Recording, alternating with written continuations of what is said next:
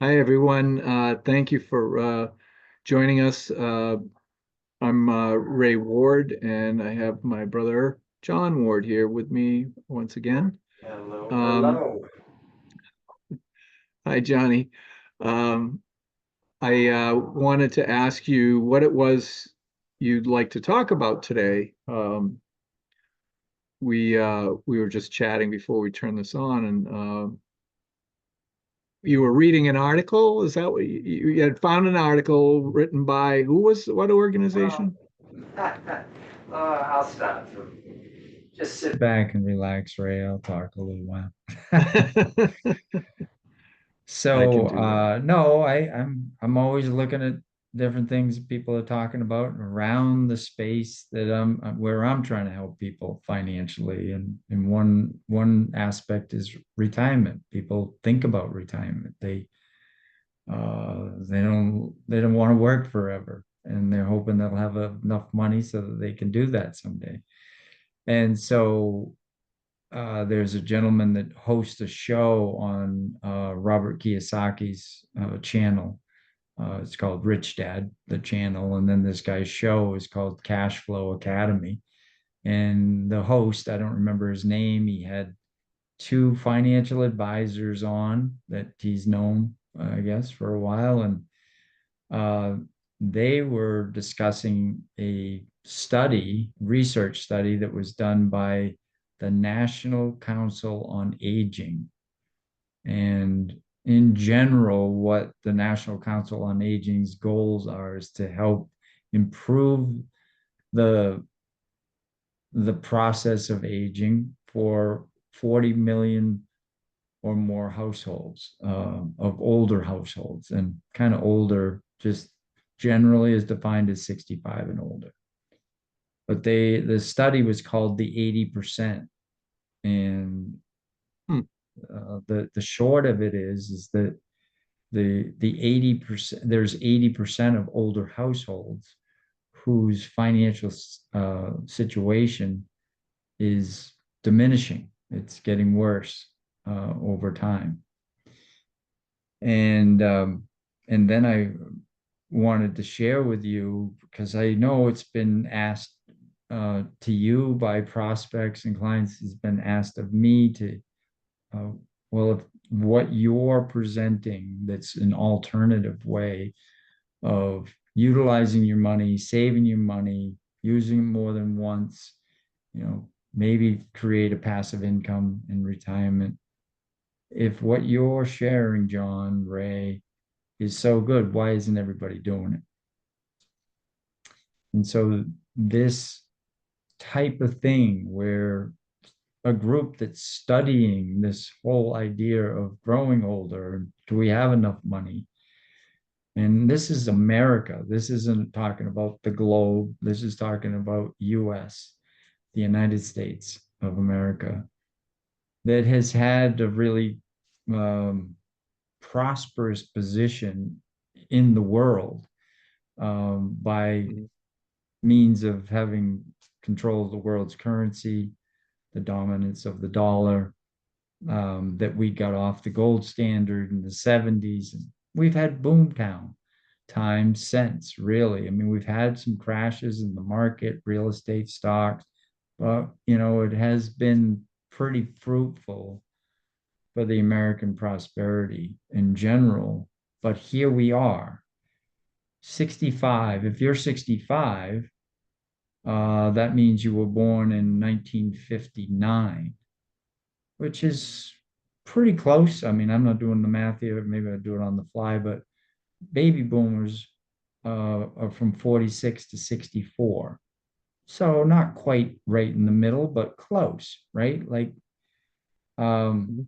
a Yeah. whole bunch of people have already potentially retired or gone back to work at the grocery store bagging groceries because they either got to get out of the house and or they need to make a little extra cash flow. Yeah. But we've had all Yeah. these good times, so to speak, in America, and here we are with 80% of older households running into trouble. So I'll just finish it with this, Ray, which is They're asking me that question. If this is so good, why isn't everybody doing what you're doing, John? Why aren't they doing this infinite banking concept? And I would ask the opposite. If 80% of households are kind of in trouble financially, um, or things are going to get worse for them, why are so many people doing the conventional wisdom? Why are they taking the conventional advice? It's not working. Mm, When you have 4 out of 5 households potentially going to be struggling more and more as long as they live, it doesn't sound like it's working. It's only working mm, for 20% of the people. So why yeah, is yeah, so many people doing it?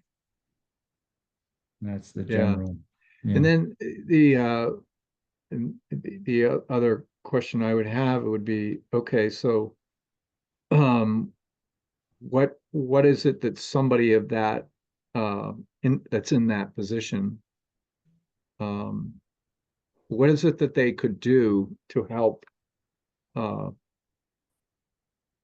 make that a little less tentative and a little bit less fearful, of running out of money? What could people do at the 65, 70-year-old time frame? What would they do now? And I guess the second question I would have, how would you share this with people that are still in their working years, going forward? How do you talk to them in such a way um, that they would be more interested in this than the other style, meaning like 401ks and IRAs and all that kind of stuff? Yeah. So the article has a couple different this research study, and they have some advice.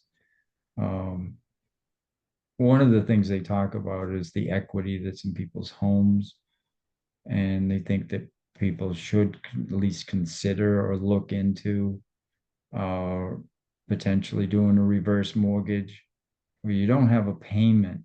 Uh, you're actually taking either a lump sum or you're taking payments from the financial institution that backs, this equity in your home, right?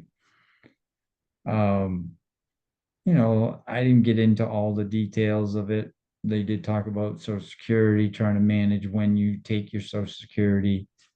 And, that's to me, that's a personal decision, people, but they should go through a process of saying, do I take it sooner than later, even though they're telling me I'm gonna, and Social Security Administration is kind of pushing the idea that the longer you wait, the bigger your paycheck's gonna get, right?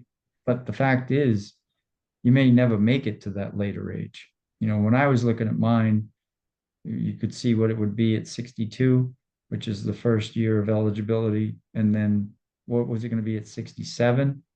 What so-called full retirement age, and then what it would be at 70.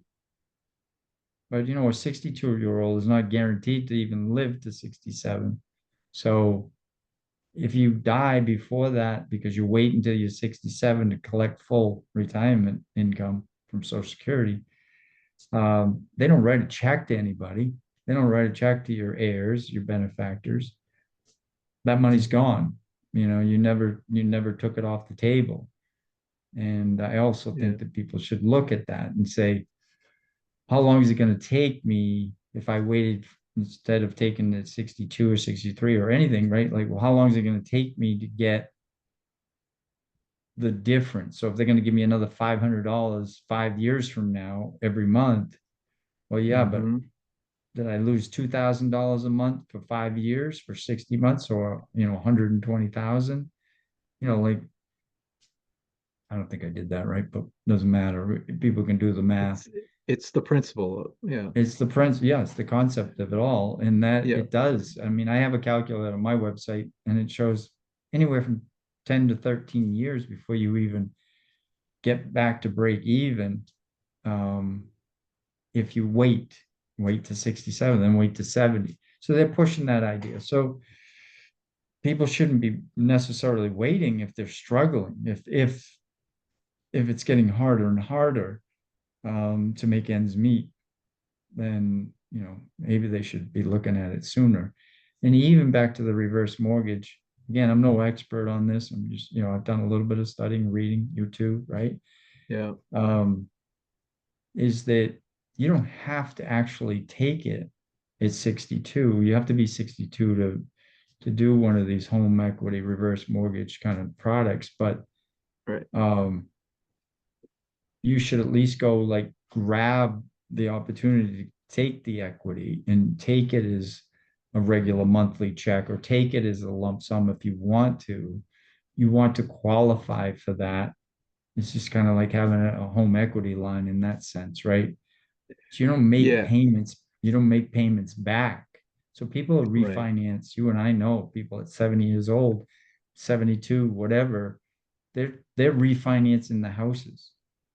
And I always say it's not likely because they're putting an addition on the house, that Yeah. they're not putting a pool in, you know. Yeah. It's Hmm. probably for supplementing income, right? But Yeah. now, but now they're stuck. They needed the cash for living, but now they've got a payment they're obligated to, Yeah. With the and line they of can, credit.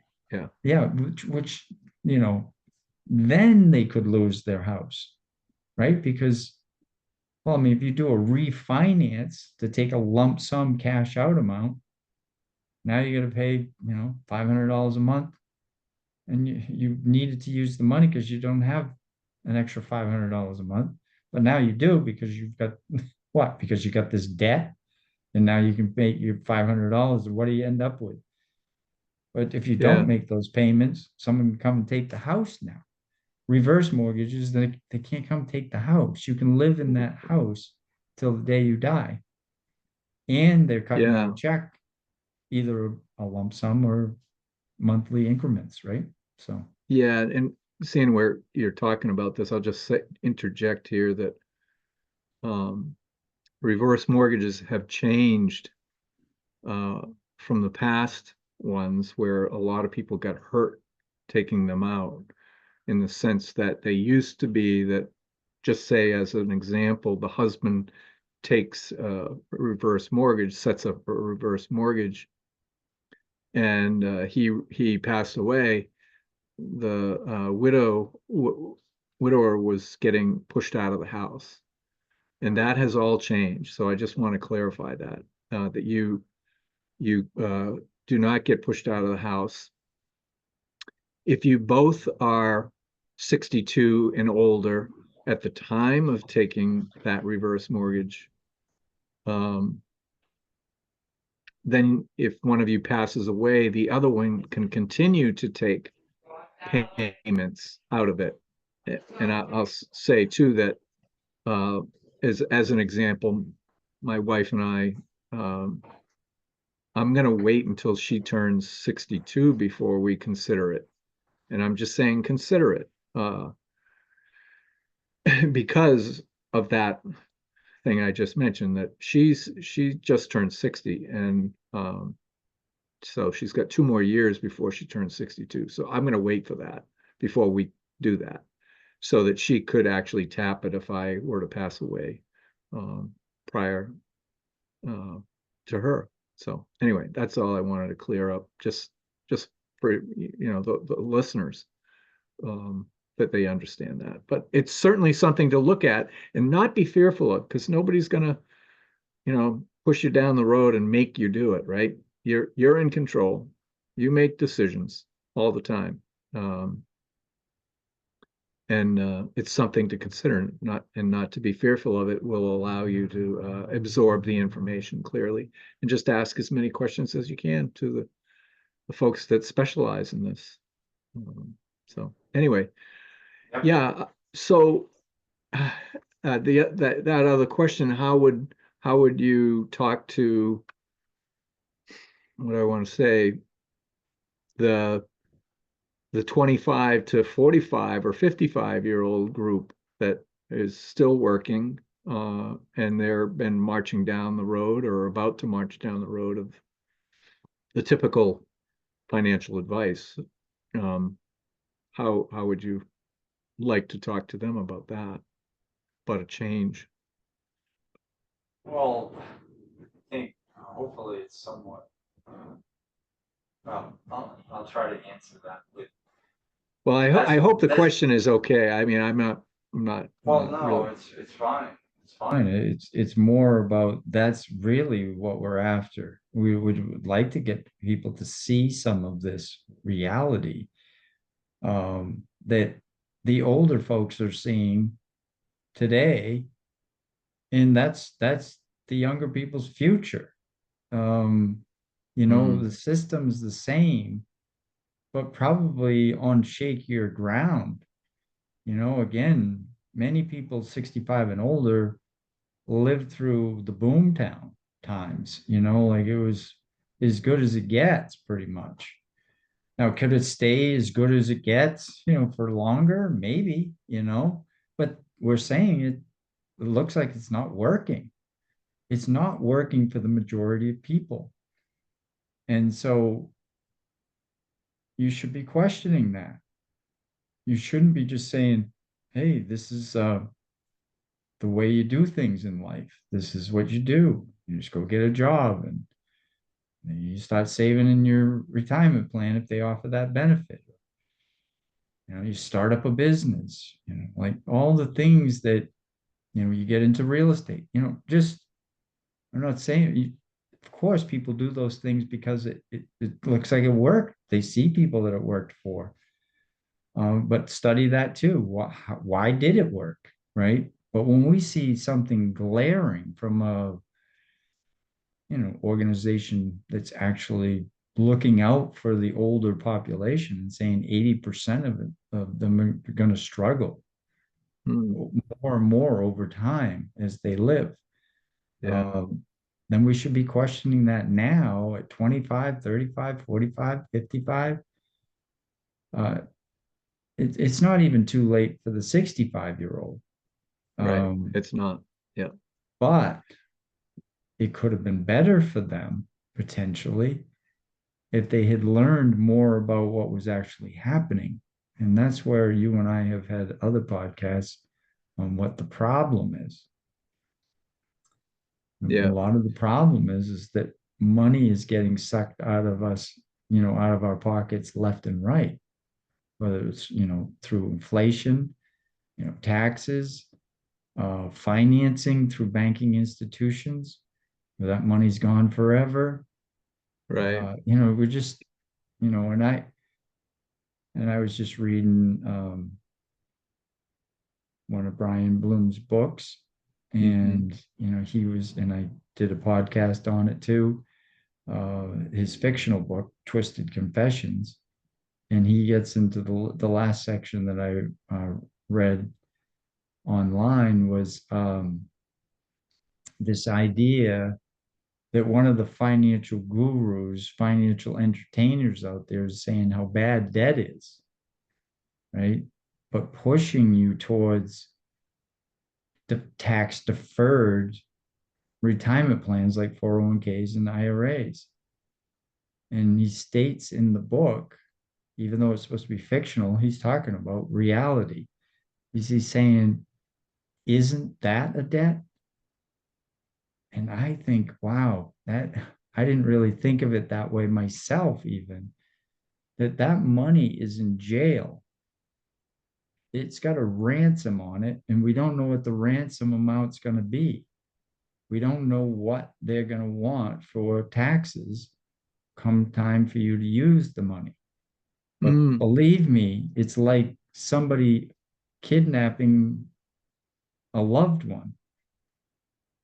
They don't give you back the loved one if you don't give them something in return. It's a ransom. And And you don't know, literally, and you don't yeah, know what the ransom amount is going to be. that's, yeah, You don't know what the clearly. tax is going to be. You have no idea. You don't have any idea. Almost every year they can change the tax code, right? They just anytime. did again. They just Yeah, did. change it anytime under any condition they decide they can just change it.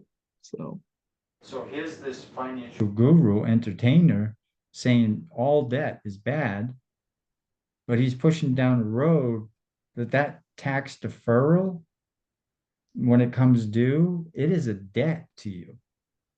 It's you have to pay the debt to get your money out. There's no going past go to get your money out if you don't pay that debt called taxes. Isn't that it's an interesting way of looking at it that yeah, yeah, it I didn't is. even Yeah, pick up on it the first time I read it. I didn't pick up on it. I was yeah, like, yeah, wow, what a way to frame it. And it's the truth though. yeah. That's why I like to say repetition is the mother of success that I heard so many years ago from Jim Rohn. It it's so true. Reading something over and over, studying something over and over, whatever it is, um, you come to understand it better and better. More of it opens up to you because you have a better understanding every time you read it. Well, Yeah. and you're in and out of focus. At least I am, obviously, because I didn't pick up on it the first time. And I've read Becoming Your Own Banker so many times and then go, oh my gosh, look at that nugget. Read Brian's books over and over because I've referenced them, but I I go refer back to them and then I'm like, wow, I didn't see that one before. And I think it's part of this thing you and I have been talking about with a gentleman named Dave Anderson, and this assumptiveness, right? That we assume we know what people are saying. I think sometimes when we're reading, we assume we know what we're going to read, and we haven't even read it yet. We haven't really Yeah. Yeah. ingested it yet, but we've already like blown right through it. Like we're skimming the sentences and not really fully uh, taking them in. So, Yeah. yeah. Yeah. Um, so this organization is talking about what the problem is. Did you say that there were some solutions? Did you already cover that? Yeah, I mean, they did talk about Social Security, trying to figure out when you take it, reverse mortgages. They didn't say do it. They just said, those are a couple of the places you should be looking at, making decisions that are going to help you, Hmm. um, outlive your money. I mean, have your money outlive you. Sorry, let me say it correctly. Because what Yeah. the problem is that and also a big fear, right? Is that you are gonna outlive your money. You're gonna live longer than your money is around to help you. And this gentleman, Dave Anderson, also, you and I talked to him, and he was like, it's actually 95% of the people are not going to have enough money for the length of life that they have. Yeah. And Yeah. they're not, yeah, and he's not blaming not saving enough, but he's using some calculators and saying, well, yeah, this is what you're actually going to have to save, and this is if you're going to have this kind of inflation rate. And yes, your income's going to go up over decades if you're 30 years old or so, but yeah, if you want to stay at the same kind of standard of living, then you're going to have to put a little bit more money away, or you're going to have to Yeah. get a greater return, or you're going to have to have a greater distribution rate because you're using a product or tool that will allow you to have a higher distribution rate. And to me, that is one of the glaring things is that can make a huge difference. We're all focused on the accumulation rate. What rate of return are we going to get in the market? Or, how much is my house going to grow in value, over the next 30, 40 years, right? That's another asset. Or, this 3, 4 family house I have, all that kind of stuff. But you can actually have a lower accumulation rate and have a higher distribution rate. But you have to use the right product.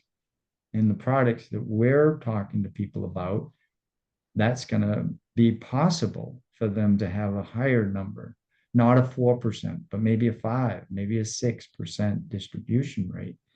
We've already found out that, it looks like many people now are saying, well, yeah, don't get stuck on this 4% rule. Like you can just take 4% of your portfolio every year and you're never going to run out of money.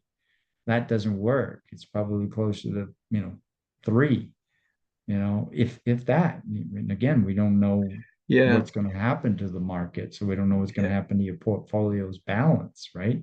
So yeah, I think it can yeah. all go out the window if we have a huge haircut. Mm. Yeah, Wade Pfau is another great resource to learn about retirement planning. Um, anyway, yeah. Anything else, or we think we've covered it, or what? Well, again, um, I just want to point out that this isn't me just coming up with my own stuff. These are studies that are out there, that people are talking about. They did, I think it was 20,000 people that they brought into this study to try to figure out where people are at. And um, this doesn't have to mean that it speaks to everybody. There's obviously some 20% that Yeah, things are working out okay, right? yeah, And that's right. a big number too.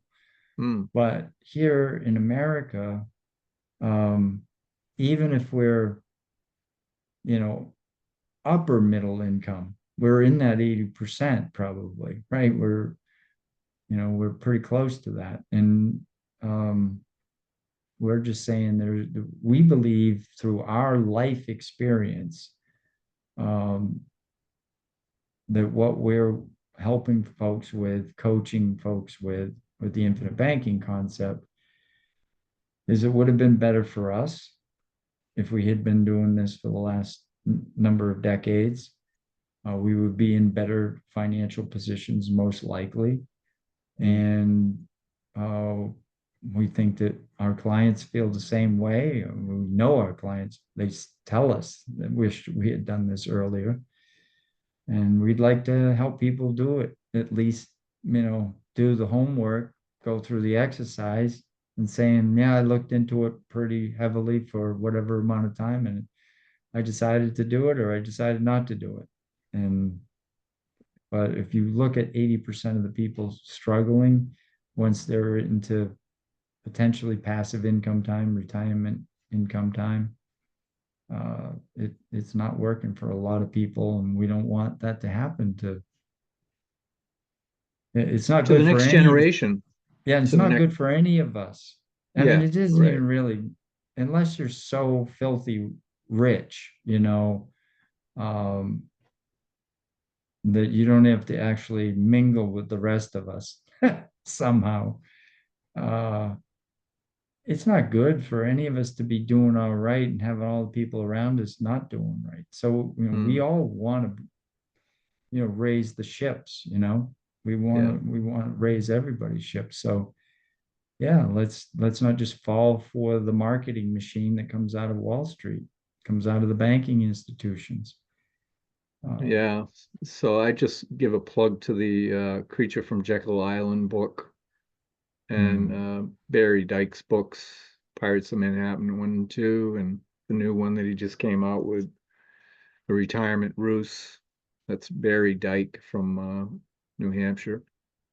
mhm, Just a little plug there for his books. And then the solution books and, you know, Becoming Your Own Banker, Warehouse of Wealth, all that you can find on the Nelson Nash Institute. Um, even Live Your Life Insurance with Kim Butler. I mean, there's a pile of books about this subject, plenty of resources to find out how this product really works. And, you know, if you have a hammer and you need to whack a nail, it's a good tool. but so anyway, that's really all I have to say about it, John. And Yeah, hopefully that's food for thought.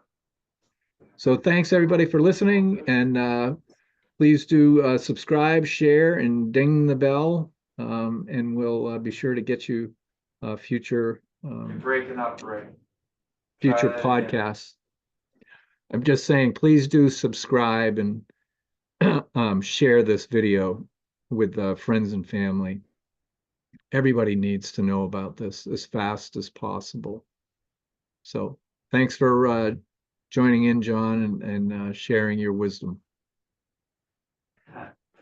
Thanks for doing this, Ray. Hey, thanks for listening, everybody, and look forward to doing it again. Take care.